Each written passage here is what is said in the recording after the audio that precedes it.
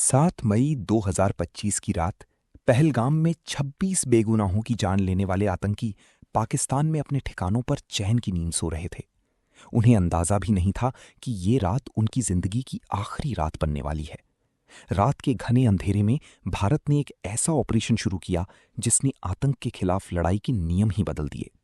एक ही coordinated strike में पूरे 9 टेरर कैंप्स को निशाना बनाया गया। और हैरानी की बात यह थी कि इस पूरे मिशन को पूरा होने में सिर्फ 25 मिनट लगे। वो ठिकाने जहां सालों से साजिशें रची जाती थीं, जहां से हमलों की प्लानिंग होती थी, वो सब कुछ ही मिनटों में मलबे में बदल गए। कुछ हफ्ते पहले 22 अप्रैल 2025 को पहलगाम की शांत वादियां एक खौफनाक नरसंहार की गवाह बनी थीं, जब आतंकियों ने लोगों को रोककर उनका धर्म पूछा और जो कलमा नहीं पढ़ पाए उन्हें बेरहमी से मार दिया गया। सिर्फ धर्म के आधार पर 26 बेगुनाहों की जान ले ली गई। ये सिर्फ एक हमला नहीं था, बल्कि भारत की आत्मा पर सीधा वार था। और शायद यही वो लकीर थी जिसके पार जवाब तय हो चुका था।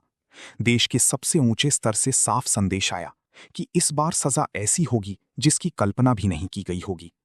भारत का जवाब सिर्फ एक सैन्य हमला नहीं था, बल्कि एक दो तरफा रणनीति थी। एक तरफ डिप्लोमैटिक दबाव बनाकर दुनिया के सामने पाकिस्तान को एक्सपोज करना, और दूसरी तरफ आतंक की जड़ पर सीधा वार करना। इंडस वाटर ट्रीटी सस्पेंड करना, अटारी बॉर्डर बंद करना, वीजा रद्द करना और हर उस चैनल को काटना जहां से आतंक को सपोर्ट मिलता था। ये सब उसी रणनीति का हिस्सा थे।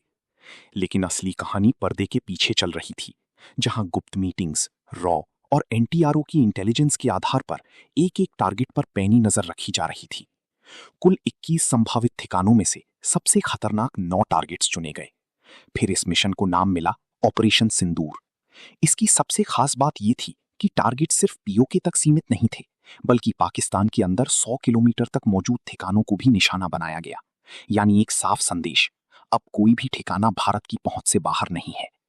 इस मिशन में ब्रह्मोस और स्काल्प जैसी हाई प्रिसिजन मिसाइल्स का इस्तेमाल किया गया, जिससे फाइटर जेट्स को दुश्मन की सीमा में घुसने की जरूरत ही नहीं पड़ी। और भारत की सीमा में रहकर ही सभी टारगेट्स को खत्म कर दिया गया। नतीजा 100 से ज्यादा आतंकी ढेर, जिनमें बड़े कमांडर्स भी शामिल थे, और यहां तक कि मसूद अजहर के परिवार के लोग भी इस हमले में मारे गए। लेकिन इस हमले का असर सिर्फ जमीन तक सीमित नहीं रहा, बल्कि आतंक के नेटवर्क के दिमाग तक पहुंचा। कहा जाता है कि मसूद अजहर इस हमले के बाद पूरी तरह टूट गया और उसने तक कह दिया कि काश वो भी इस हमले में मारा गया होता। दूसरी तरफ पाकिस्तान दुनिया के सामने शांति की बातें कर रहा था, जबकि जमीन पर सीमा पर गोलीबारी जारी थी। उसने जवाबी कार्रवाई की कोशिश भी की, ड्रोन और मिसाइल अटैक प्लान किए, लेकिन भारत पूरी तरह तैयार था। हर ड्रोन को हवा में ही खत्म कर दिया गया, हर हमला नाकाम कर दिया गया, और यहां तक कि उनका एयर डिफेंस सिस्टम भी न्यूट्रलाइज कर दिया गया। इस पूरे घटनाक्रम का सबसे मजबूत जवाब सिर्फ हथियारों से नहीं, बल्कि एक प्रतीक से भी दिया गया, जब भारत की प्रेस कॉन्फ्रेंस में एक हिंदू और एक मुस्लिम महिला अधिकारी साथ खड़ी थीं। ये सिर्फ एक ब्रीफिंग नहीं थी, बल्कि उन आतंकियों के लिए सीधा संदेश था जो धर्म के नाम पर खून बहाते हैं। शायद पहली बार पूरा देश, सरकार, विपक्ष और सेना एक आवाज में खड़ा नजर आया, और दुनिया के कई बड़े देशों ने भी इस कार्रवाई को सही ठहराया।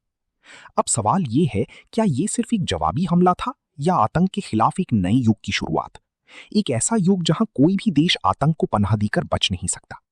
ये सवाल अब इतिहास में दर्ज हो चुका है, और इसका जवाब आने वाला वक्त देगा। अगर आप ऐसी ही गहराई से समझाई गई सच्ची कहानियां देखना चाहते हैं, तो चैनल एक्सप्लेनेशन ऑफ ट्रूथ्स को सब्सक्राइब करें, क्योंकि यहां हम सिर्फ घटनाएं नहीं, उनके पीछे का पूरा सच बताते हैं।